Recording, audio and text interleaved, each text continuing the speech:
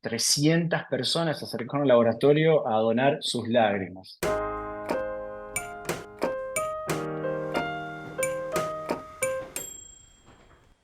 Bueno, acá estamos con Martín Salazar.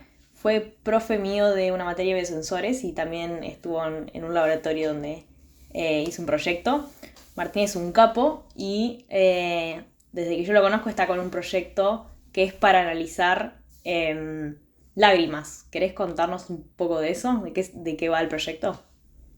Sí, sí, bueno, chicos, ¿cómo están? Tanto tiempo. Sí, seguimos trabajando con este proyecto que la verdad que seguimos avanzando cada vez con resultados más prometedores. Les comento. eh, Comenzó hace ya, te diría que 6 años o más, con una lluvia de ideas con oftalmólogos y bioingenieros ahí en el laboratorio, en la Facultad de Ingeniería. Y en esa lluvia de ideas, el oftalmólogo hablaba del ojo seco, una patología de la superficie ocular, de las más frecuentes, que el problema era que los dispositivos o la técnica utilizada para su diagnóstico no dejaba de ser subjetivo, esto es, depende de la experiencia del oftalmólogo. Entonces, nosotros le preguntamos a partir de la tecnología que manejábamos si era posible. Bueno, nos pusimos a trabajar. Entonces, avanzamos y lo que tenemos hoy en día es un primer prototipo funcional para evaluar la calidad de la lágrima. Como les decía, el problema es que hoy en día se hace con un método subjetivo. O te hace un cuestionario, unas preguntas, el oftalmólogo para preguntarte tu situación, cómo estás, bueno, en relación a la superficie ocular, ¿no? Al ojo y a la visión. O hay un método que también es subjetivo, que se llama el Breakup Time Test, que te hace parpadear y por el tiempo en que tarda en romperse la película lagrimal es proporcional a esa fluidez, entre comillas, que tiene tu lágrima. Entonces, eso también estaría hablando de la calidad de tu lágrima. Eh, pero no se hace por ser un tanto complejo y no deja de ser subjetivo. Y otros métodos más de características similares. El ojo seco es la patología más frecuente de la superficie ocular y, en resumen, consta de una mala calidad o cantidad de lágrimas. Además, lo complejo de su diagnóstico es que es multicausal el ojo seco. O sea, depende de muchísimos factores, como ser factores ambientales, factores hormonales, entre tantísimos otros. Entonces, por ejemplo, lo interesante y la verdad que motivante que estuvimos haciendo este año fue hacer un primer estudio con muchos voluntarios sanos para encontrar ese rango de normalidad de pacientes, de voluntarios, de personas con ojo seco. Medimos con nuestros dispositivos tres parámetros. eh, mm, un parámetro relacionado con la masa, el peso de esa lágrima, otro parámetro relacionado con la pérdida de energía, la disipación de ese sistema, y otro es la viscosidad. Parámetros que no se han medido en lágrima hasta el momento, entonces no tenemos ese rango de normalidad. Este rango de normalidad me refiero a, por ejemplo, te haces un estudio de laboratorio, te medís la glucosa en el laboratorio que te da un rango y te dicen dentro de este rango sus valores son normales. Bueno, a eso apuntamos. Ese rango no existe de estos parámetros que estamos midiendo. Por eso necesitamos de muchos voluntarios. Y fue lo que hicimos esta primera mitad de año. 300 personas se acercaron al laboratorio a donar sus lágrimas. Wow. La verdad que fue una experiencia alucinante. Me imagino. Una pregunta que me surge es, ¿cómo sabes de esas 300 personas qué es lo normal y qué no? O sea, puede haber pasado que, no sé, 100 de esas personas justo tenían una patología y eso no era normal y te afecta el resultado. O sea, ¿cómo te cerciorás que eran Claro. sanos? Tal cual, tal cual. Y eso lo consideramos con un cuestionario. Ok. Entonces, en ese cuestionario preguntamos desde, en el caso de las mujeres, si toman alguna pastilla anticonceptiva, por ejemplo. No preguntamos eso puntualmente, pero le preguntamos en general qué medicación están tomando, porque todos esos cambios hormonales pueden afectar la lágrima. También afecta, y por eso anotamos también la hora del día en el que hicimos el estudio, si es a la mañana o a la tarde. Tu lágrima a la mañana no va a ser la misma que a la tarde. Las diferencias pueden ser mínimas, ¿no? Pero mm, pueden existir. Entonces eso lo consideramos. Consideramos, como te decía, si tiene una patología de base, si toma medicación para esa patología, qué medicación toma. El sexo de la persona también es importante. Y de hecho, por ejemplo, se acercaron de del porcentaje de mujeres-hombres fue 70-30. Es de 70% mujeres y 30% hombres. Él estaba dentro de lo esperado por la prevalencia de la enfermedad de mujeres y además porque por lo general la mujer está mejor predispuesta a hacer este tipo de estudios en general. Mira. Así que nos encontramos con eso y por suerte estaba argumentado esa diferencia. Claro. Y bueno, también se acercaron personas con ojo seco, que fueron de las 300, fueron solamente un 10%, que no nos sirvió como para poder comparar sanos con patología, pero sí para darnos un indicio de cómo puede llegar a ser. Y bueno, ahora estamos trabajando con los resultados, con todas esas estadísticas. Estuvimos trabajando bastante tiempo, así que ahora ya nos estamos poniendo a escribir una publicación al respecto. ¿Cómo funciona ir a donar lágrimas? ¿Llegás y qué haces? Bueno, lo mismo se preguntaban las personas que subían hasta al laboratorio. Entonces, sí, sí, la mayoría obviamente. La propaganda era sumate a donar tus lágrimas por la ciencia, algo así, quiero que fue el eslogan que utilizamos. Y claro, lo primero que hacíamos es les explicábamos cómo era esa extracción de lágrimas. Primero, ¿para qué? ¿Viste esto que les estoy explicando? ¿Cuál era el objetivo? Medir lágrimas para encontrar ese rango de normalidad. Es un estudio que no se ha hecho todavía hasta el momento, es medir esos parámetros. Y después, sí, lo que todos estaban esperando, cómo sería la extracción de las lágrimas. Y primero, ¿cómo voy a hacer que esa persona genere lágrimas? Entre comillas, ¿cómo los voy a hacer llorar? Y Una cebolla. entonces ahí, claro, para aflojar un poquito, yo les preguntaba, ¿cómo creen ustedes que van a llorar? Y sí, lo que dijiste entra en el top número uno de respuestas, la cebolla. Y creo que en ese top 3 hecho de manera azarosa, sin mucho criterio por parte mía, por parte nuestra, fue en primer lugar la cebolla, lo que han dicho, ¿no? En segundo lugar, películas tristes. Y en tercer lugar, los más jóvenes, ¿no? Decían reels, usaban ese término, reels de perritos y gatitos.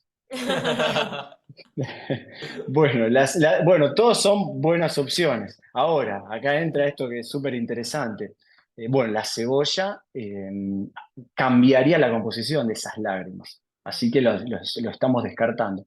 De hecho, el oftalmólogo, por ejemplo, cuando tiene que hacer esto, esa extracción de lágrimas para mandarla a analizar un laboratorio especializado, que eso no se suele hacer con frecuencia, y además existen pocos en el mundo. Bueno, lo que hace a veces cuando genera poca lágrima, porque con ojo seco, por ejemplo, puede llegar a generar poca lágrima, un granito de sal para generar esas lágrimas. Es una de las técnicas. Ahora les voy a explicar, tranqui, ahora les explico cómo finalmente es la técnica. Este, y bueno, pero eso, claro, estaría contaminando la muestra. Y en el caso de las películas o los reels, o sea, generando emociones, sería diferente también la lágrima. No se sabe con certeza, pero no sería lo mismo una lágrima de alegría que de tristeza. ¿Mm? Wow. Ya vamos a lograr poder diferenciarlo. Ya vamos a lograr eso. Esperemos. Bueno, entonces, algo bien, bien, bien sencillo. Le decimos a la persona que no parpadee. Es más, que se tenga con los dedos, con los dos dedos, el pulgar y el índice, los párpados para evitar parpadear. ¿Mm? Esa molestia que le va a generar el no parpadear va a ser que genere lágrimas dentro de un tiempo. Eso depende de cada persona. Pueden ser 5 segundos o pueden ser 5 minutos. Pero con el tiempo va a generar lágrimas y nosotros estamos atentos con un capilar, que es un tubito bien, bien finito de vidrio, que se usa, por ejemplo, para hacer el hematocrito, usan los biotecnólogos, los bioquímicos. Entonces, con ese tubito bien finito vamos tomando, capturando, pescando esas lágrimas. La ponemos en otro tubito, que se llama tubito de Pendorf, donde almacenamos la muestra con un código y después esa muestra de lágrima automáticamente la analizamos. Ese análisis nos lleva 4 minutos, 5 minutos y almacenamos toda esa información para después hacer un análisis más profundo. ¿Y ese análisis lo hacen con el biosensor que están desarrollando o con una Claro. máquina industrial que ya está No, no. evaluada? No, sería claro con nuestro dispositivo que desarrollamos íntegramente en el laboratorio, que está basado en una tecnología que tiene ya 30 años, que se llama microbalance de cristal de cuarzo. Y para medir estos dos parámetros que yo lo mencionaba, que eran la masa, o sea, el peso de esa lágrima, y la pérdida de energía, la disipación, y además, este tercer parámetro, que es la viscosidad, agregamos un método que han desarrollado un grupo de investigación chino el año pasado. Porque es un problema medir la viscosidad, porque los viscosímetros actuales necesitan un gran volumen. Y bueno, con lágrimas no contamos con un gran volumen. Serían la cantidad que en general pudimos extraer por persona fueron 50 microlitros. ¿Cuánto es 50 microlitros? Bueno, dos gotas gorditas o tres medianas, más o menos, para que te tenga una idea. Y con eso sería suficiente, que es una muestra bastante pequeña. Con eso sería suficiente para poder para poder llenar la superficie sensora. ¿Mm? Y otro detalle a tener en cuenta, la lágrima que terminamos utilizando es una combinación de la lágrima basal, que es la que tenemos en este momento, con la lágrima refleja, que es la que se generó al no parpadear. Mm. Entonces es una combinación de ambas, para meter más complejidad al estudio, ¿no? Y eso que decís Y que son lágrimas distintas es porque, o sea, los componentes que forman esa lágrima son distintos. O sea, creo que la pregunta también va a qué es una lágrima o por qué está compuesta una lágrima. Supongo que obviamente agua y sales mm, y la composición de la sal es distinta. O sea, ¿cómo diferencias esto de nuevo? Como una lágrima de basal, una lágrima claro, por que rápidamente te llorás respondo de que sería tristeza como, o de alegría, etcétera. bueno, como te decía, ojalá lleguemos a ese punto. Eh, pero sí, rápidamente te respondo, saldría como más aguada, entre comillas. Bueno, voy a explicar cómo estaría compuesta una lágrima, que parece algo simplemente saladito, que es lo que sentimos nosotros cuando tomamos, o se nos va un poquito de lágrima a la boca, ¿no? Sentimos que es saladita, como la solución fisiológica. Eh, pero bueno, es una composición, tiene tres capas. La capa, la que está más cerca de la lágrima, que es de mucosa, más cerca de la superficie ocular, que es de mucosa, como para mantenerla unida, la capa lagrimal al ojo. La del medio, que es acuosa, y la más superficial, que es la lipídica, que esa es la capa que impide que se evapore la Mm. lágrima. Fíjense que puede fallar, estas tres capas pueden fallar por diferentes motivos, y ya se estarán imaginando. Por ejemplo, la capa lipídica, las glándulas de mebomio están en las pestañas, en la base de las pestañas están esas glándulas. Si Mirá. apretamos el párpado, poquito así, bueno, más o menos estoy haciendo un movimiento como para que lo vean, pero imagina el párpado, lo aprietan cerca de donde donde nacen las pestañas y saldría como un choricito que es grasita, Ujú. que es la que con cada parpadeo se va a liberar para generar esa capa externa, Qué loco. lipídica. Sí, y yo vi un video donde el oftalmólogo con una pincita aprieta el párpado para sacar esa capa lipídica que, para analizarla, ¿no? Así que imagínense, si uno está bien deshidratado, esa capa acuosa va a ser mínima también, por darles unos ejemplos, ¿no? Y ahora, mira, como cosas curiosas que fueron apareciendo durante todo este proceso. Por ejemplo, había personas que decían, uy, esto, yo soy re llorón, re llorona, esto me viene al pelo. Y resulta que cuando le vamos a sacar lágrimas, no lloraban, no generaban lágrimas, no generaban y pasaba el tiempo y no. Y bueno, hubo un poco de pánico escénico, yo le llamo, ¿no?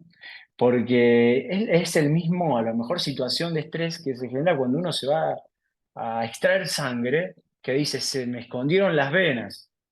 Y bueno, es algo similar a lo que entiendo yo que Sí. ocurrió Ese no tiene un en esa fenómeno que se situación. llama el fenómeno de bata blanca, que es que la gente que se va a tomar presión suele tener hipertensión, pero es solo por el hecho de que le están midiendo la presión y no es la medición O real. sea, Claro, claro. vas a tomarte la presión y te sube de más por como, por el estrés de la situación. Claro, Ah, claro. por el hecho de que te estén midiendo la presión. Claro. Y es un síndrome, tipo el síndrome de bata blanca creo que se llama. Tal cual. Bueno, yo lo llamo pánico escénico. Tal cual. Qué increíble, ¿no? Cómo estos factores afectan. Imagínense la cantidad de, yo enumeré un par, pero la cantidad de factores que pueden llegar a afectar. Y estamos hablando de una lágrima. Eh, Así el poder que tiene, ¿no? Nuestra cabeza para controlar todas estas cosas, Muy ¿no? bueno. Y ahí se dispara otro mundo que ahí no me voy a meter porque ahí toco más de oído, pero no, que no es menos interesante, ¿no? Mm. Y entonces esto un poco de la composición de las lágrimas, ¿cómo se te ocurre que podría ser que las lágrimas se diferencien unas de otras? Además del, no sé, las lágrimas que uno llora, ¿qué tipo de lágrimas son? Y también serían O sea, ¿de dónde sale, emocionales. de dónde se libera eso? Es como simplemente sale de ahí, del ojo. Tenemos los lagrimales, ¿no? En el ojo, en la parte superior, pero sí, porque drena por las comisuras, bueno, acá arribita del ojo estarían, y drena, o sea, vuelve al cuerpo por la comisura lateral interna. Eh, y bueno, bueno, son emocionales esas lágrimas.